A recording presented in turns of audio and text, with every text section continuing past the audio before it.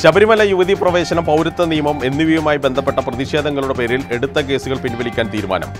ഗുരുതര ക്രിമിനൽ സ്വഭാവമല്ലാത്ത കേസുകൾ പിൻവലിക്കാനാണ് മന്ത്രിസഭ തീരുമാനിച്ചത്.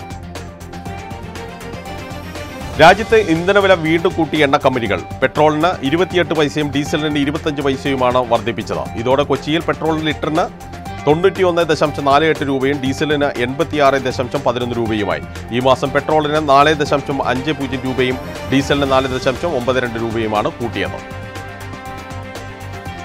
KSRTCയിൽ 100 കോടി രൂപയുടെ ക്രമക്കേട് സംബന്ധിച്ച് അന്വേഷിക്കണമെന്നാവശ്യപ്പെട്ട് തിരുവനന്തപുരം ശാസ്തമംഗലം സ്വദേശി ജൂഡ് ജോസഫ് നൽകിയ ഹർജി ഹൈക്കോടതി വിധി പറയാനായി മാറ്റി.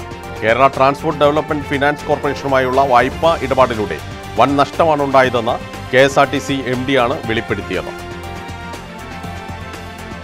മരട് ഫ്ളാറ്റ് കേസിൽ നഷ്ടപരിഹാര തുകയുടെ പകുതി ഫ്ളാറ്റ് നിർമ്മാതാക്കൾ കെട്ടിവെക്കണമെന്ന് സുപ്രീം കോടതി. ജെയിൻ കായലോരം ഗ്രൂപ്പുകൾ 6 ആഴ്ചക്കകം തുക കെട്ടിവെക്കണം. തുക കെട്ടിവെച്ചാൽ കണ്ടുകെട്ടിയ ആസ്തി വിൽക്കാൻ അനുവദിക്കാമെന്നും സുപ്രീം കോടതി. കേരളത്തിൽ നിന്ന് കർണാടക കേഡറിലേക്ക് മാറാനൊരുങ്ങി IPS ഓഫീസർ യതീഷ് ചന്ദ്ര.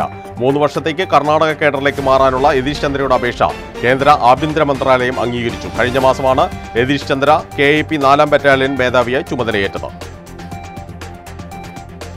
കേരള ശാസ്ത്ര സാഹിത്യ പരിഷത്ത് എളംകുളം യൂണിറ്റിന്റെ ആഭിമുഖ്യത്തിൽ കൊച്ചി മേയർക്കും ഡെപ്യൂട്ടി മേയർക്കും കൗൺസിലർമാർക്കും സ്വീകരണം നൽകുന്നു. ചടങ്ങിന്റെ ഭാഗമായി വികസന രേഖാ സമർപ്പണവും നടക്കും.